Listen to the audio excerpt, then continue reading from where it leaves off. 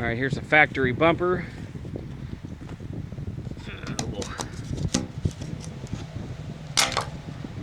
If you can see the thickness of it here or not. Lighting's not really on my side.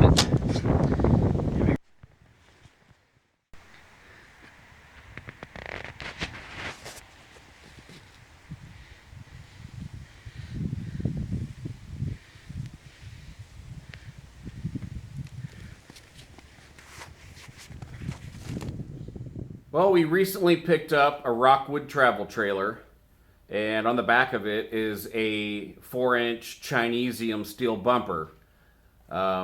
These bumpers aren't meant for a lot of weight, and I'd like to be able to bring a street legal dirt bike with me on my travels. So what I'm going to go ahead and do is make a heavier duty bumper, and I'm actually going to go up a size. So what I've done is I picked up a 3/16 thick steel tube, 5 inches, so that when it's done, I can put my sanitary lines in there. Sadly, the factory bumpers just aren't quite big enough for the, for the coupler to fit in. So went up a size, a lot thicker. Going to weld that straight to the frame. So we'll see how that works out. But what I'm going to go ahead and do, first off, I got a steel bristled brush on a drill here, and I'm going to go ahead and grind off some of the paint, and some of the barbs from where they cut these the pipe in the first place.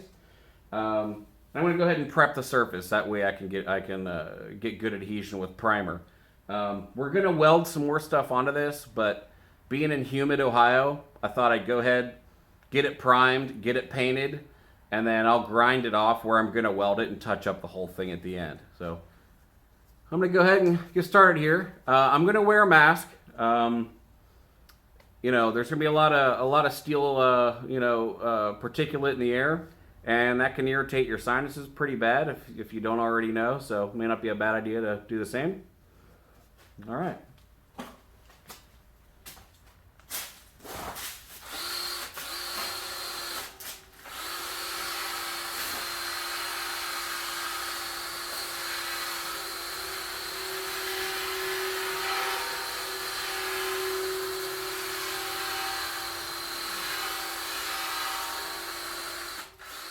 So, next thing you do is get this cleaned up. I went ahead and I'm going to grab some paint thinner here. You don't want to use anything water-based. It's going to promote rust. So, here we go. Some paint thinner and a towel.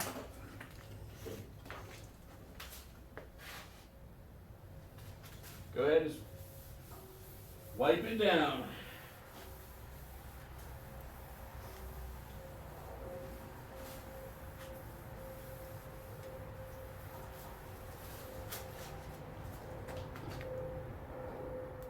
So I had the surface scuffed, had it cleaned. Battery was dying on the phone here, so I actually went ahead and started priming already. Real thin coat, came back.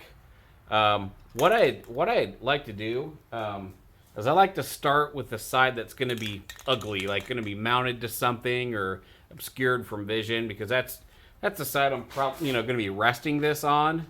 So I paint that first. Let that dry, and then I rotate, and then I get the more visible sides. It is prepped and primed. It's in the car, ready to get some things welded onto it tomorrow. One of those things I'm going to weld on is a trailer hitch. A couple years back, I replaced the rear bumper on my Toyota with a steel bumper, but I kept the trailer hitch portion of it, and it's really kind of small because it just bolts to the frame.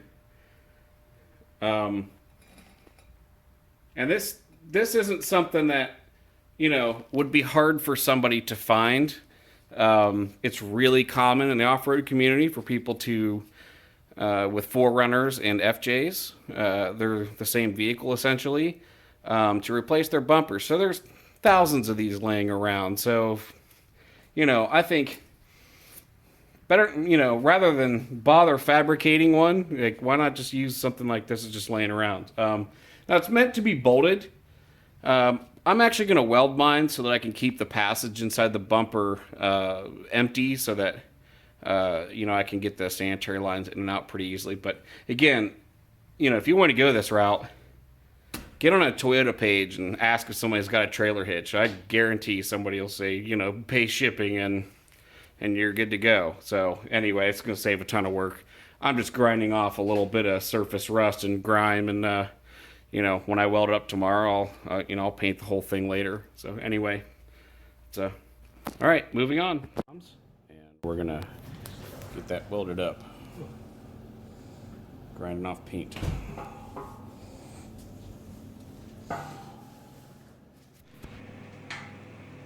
Stop.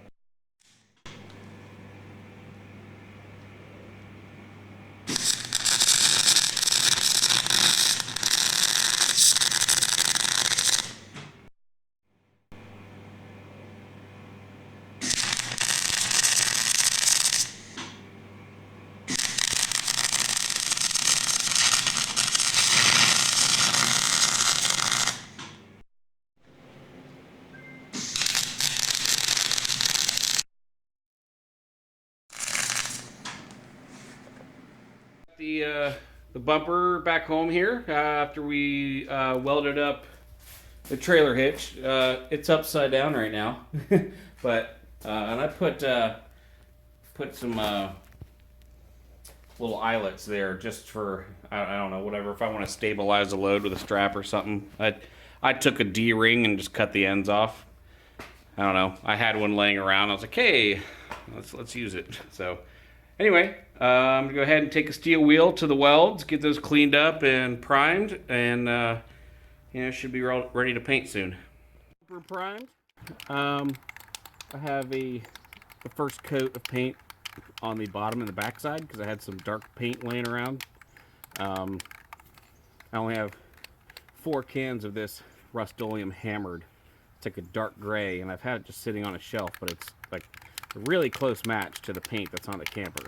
So I thought the hammered look might hide some of the inconsistencies on the bumper. So let's just, you know, see how it turns out.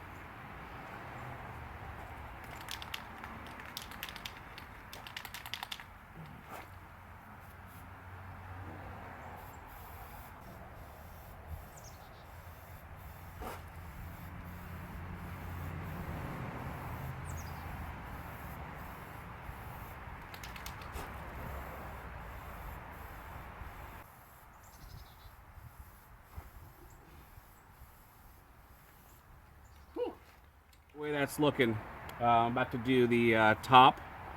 I don't have any paint on that yet, so it's gonna take a couple of shots. This mask is fogging me up a little bit, so might just have to inhale a little bit of paint. Great. All right, keep at it.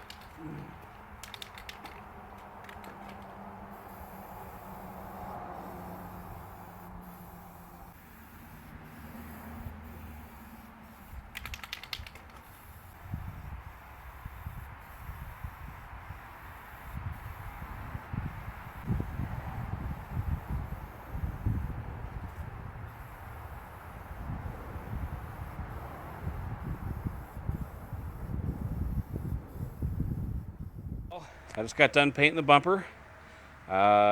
Did about 4 cans worth. So, you know, for here, you're looking to do the same thing, you know. That's what it looks like.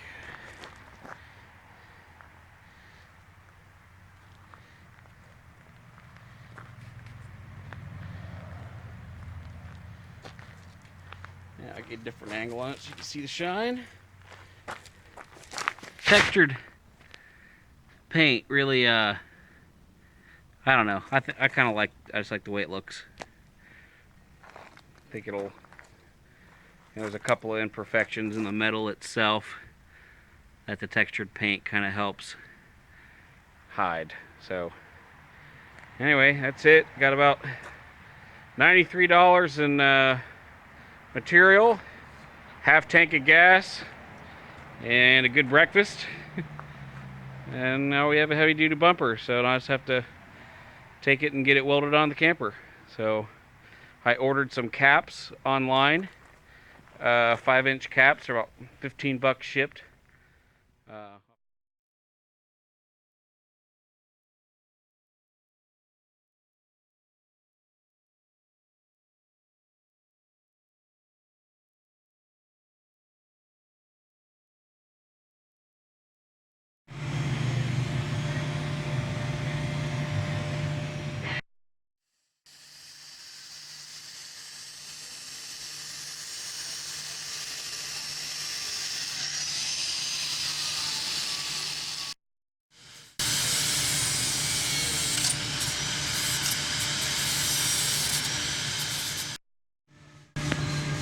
We got it tacked on here, ready to get welded.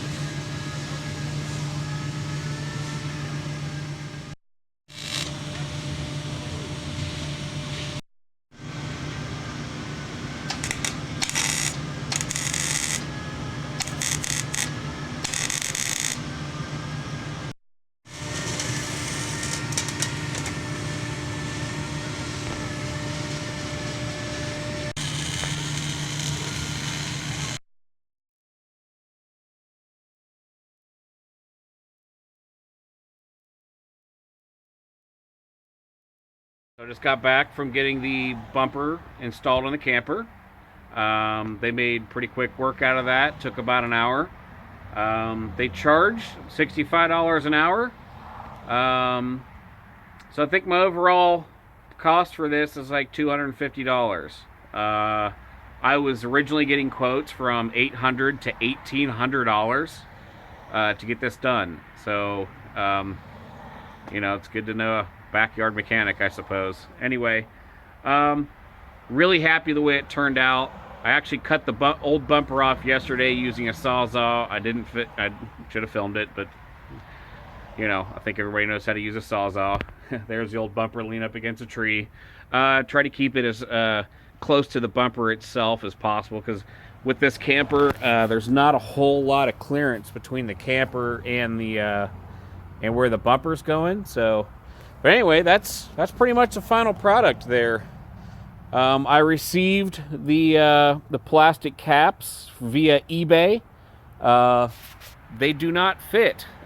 So I must have, maybe I ordered the wrong ones, but it's kind of a tight, it's just too tight.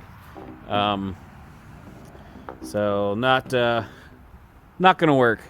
So I don't know if I need to pull a little bit of, I don't know, I might order new ones or trim a little bit of material off of there. I'll leave that up to, I'm not gonna worry about that right now. So I'm pretty happy with the way the bumper came out. The last thing I'm going to do, which I'm not gonna bother anybody with, is I'm going to just put a little bit of grip tape on the bumper there. Make it easier to get on the ladder if I need to. And I think this is a done deal. So, like I said, $250, a few hours worth of work. And, man, that just looks like it's supposed to be there. So I'm pretty happy with the overall result. And if you have any questions, feel free to leave a comment, and I'll help you out if I can. Thanks.